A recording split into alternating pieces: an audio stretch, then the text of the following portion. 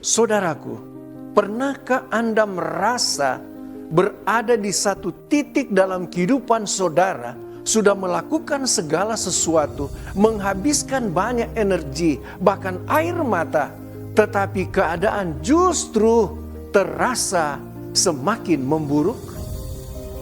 Di tengah situasi yang semakin memburuk ini, apakah itu tandanya bahwa Tuhan sudah terlambat menolong kita? Atau sebenarnya Dia sedang mempersiapkan sebuah mujizat yang jauh lebih besar dari yang bisa kita bayangkan?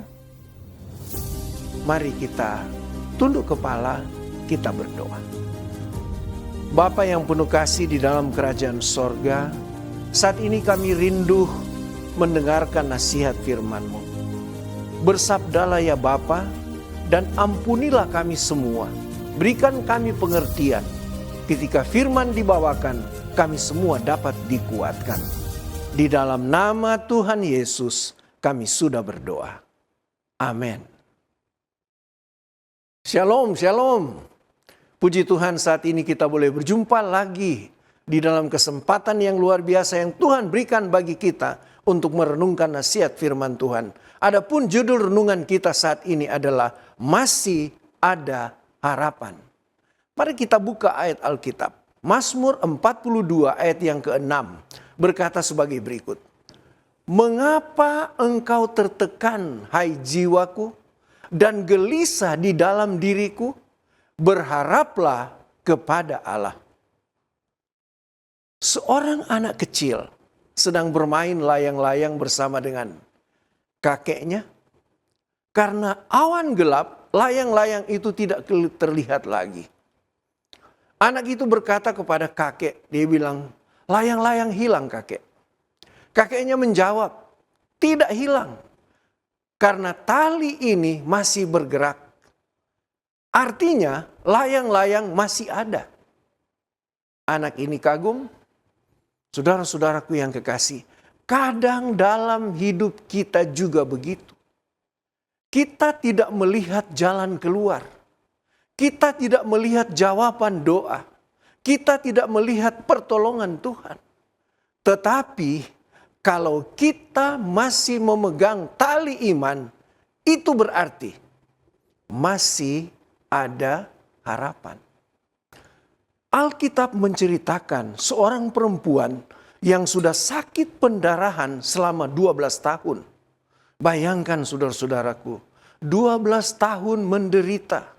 12 tahun menangis, 12 tahun berharap kesembuhan, 12 tahun hidup dalam kecewa.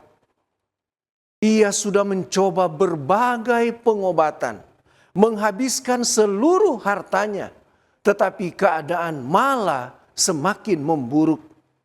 Secara manusia tidak ada harapan lagi.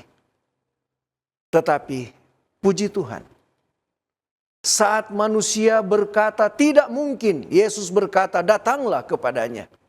Mari kita dapatkan hal-hal penting dari kisah ini. Yang pertama, masih ada harapan walau sudah lama menderita. Markus 5 ayat 27 berkata, dia mendengar berita tentang Yesus. Kalimat ini sederhana, tetapi sangat penting. Harapan mulai muncul ketika ia mendengar tentang Yesus. Saudara, mungkin masalahmu sudah lama. Doamu terasa belum dijawab. Air matamu sudah terlalu banyak. Tetapi selama Yesus masih ada, tetap masih ada harapan. Yeremia 32 ayat 27 berkata, adakah sesuatu apapun yang mustahil untukku? Saudara-saudara, Tuhan tidak dibatasi oleh lamanya masalah. Tuhan tidak dibatasi oleh beratnya penderitaan atau kecilnya kekuatan kita.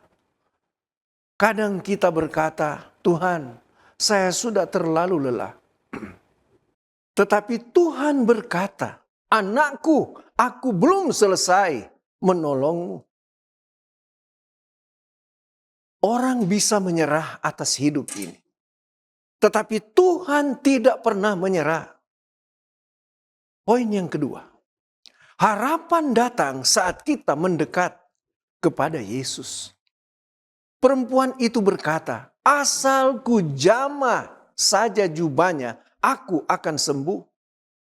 Saudara-saudara, ia tidak punya jabatan. Ia tidak punya kekuatan atau dukungan orang banyak. Tetapi perempuan ini memiliki iman yang luar biasa. Ibrani 11 ayat 1 berkata, iman adalah dasar dari segala sesuatu yang kita harapkan. Saudaraku, mungkin hari ini kita mengalami permasalahan dengan ekonomi kita. Kita mengalami masalah dengan keluarga kita.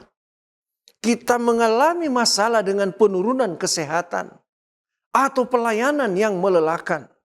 Tetapi jangan berhenti datang kepada Yesus. Karena satu sentuhan dengan Yesus dapat mengubah seluruh hidup.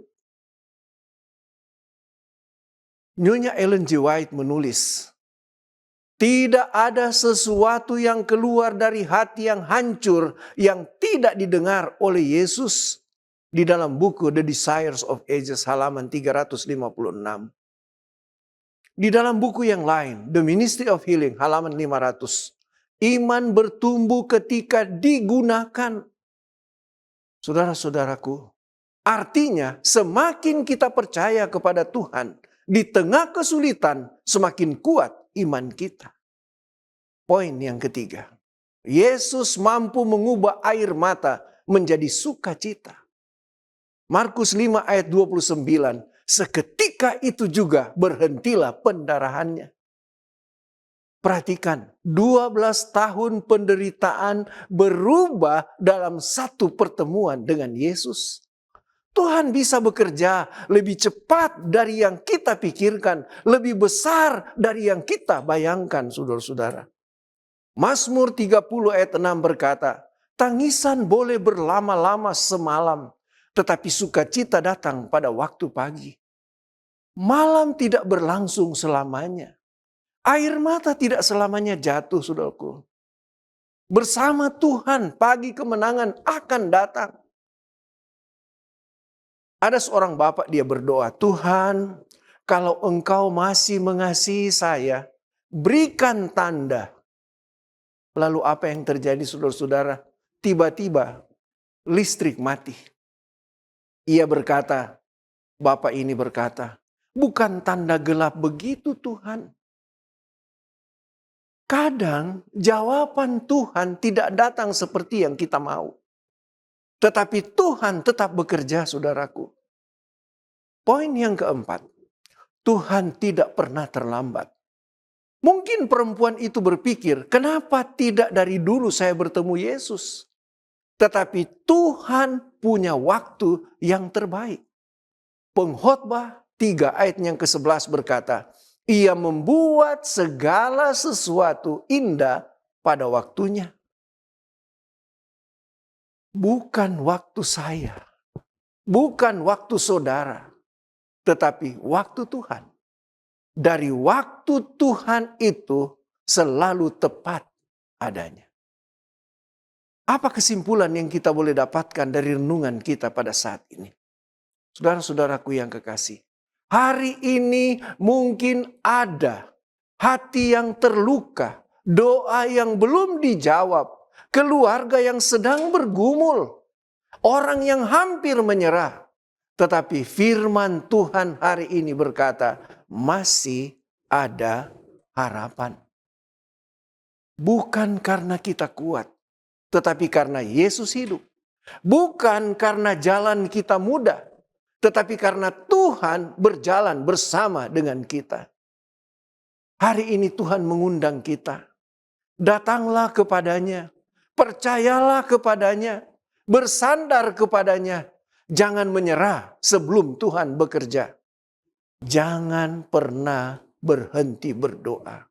Jangan kehilangan iman karena mujizat masih ada. Dan Tuhan masih sanggup melakukan perkara besar untuk kehidupan saudara dan kehidupan saya. Pada suatu hari ada seorang nenek, dia datang ke dokter. Lalu nenek ini diberikan arahan oleh dokter. Dokter katakan kepadanya, nenek harus berjalan kaki supaya sehat.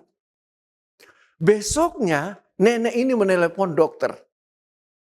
Dia katakan sebagai berikut, dokter, saya sudah jalan kaki 3 jam. Luar biasa. Jalan kaki 3 jam. Dokter ini kaget. Lalu dokter menjawab, bagus. Pertanyaan sekarang, nenek di mana? Lalu jawaban dari sana, dari nenek ini melalui telepon berkata, saya tidak tahu karena saya sudah berjalan kaki terlalu jauh. Saudara-saudara, kadang hidup membuat kita merasa tersesat dan lelah. Tetapi jangan takut. Kalau kita berjalan bersama dengan Tuhan, kita tidak akan pernah benar-benar kehilangan arah. Karena bersama Yesus masih ada harapan. Tuhan kiranya memberkati kita semua. Saya bawa di dalam nama Tuhan Yesus. Amin. Mari kita tunduk kepala, kita berdoa. Terima kasih Bapa untuk kesempatan yang luar biasa. Kami boleh merenungkan nasihat firman-Mu.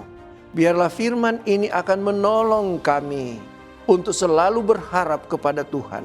Karena bersama dengan Tuhan selalu ada harapan. Bersama dengan Tuhan hidup kami akan dibaharui. Bersama dengan Tuhan ada jaminan hidup kekal. Memberkati semua kami ya Tuhan. Biarlah berkat-berkat sorga yang limpah akan menaungi kehidupan kami. Dan kami punya pengharapan bila Engkau datang kali yang kedua. Kami semua boleh diselamatkan masuk di dalam kerajaan sorga. Di dalam nama Tuhan Yesus kami sudah berdoa. Amin.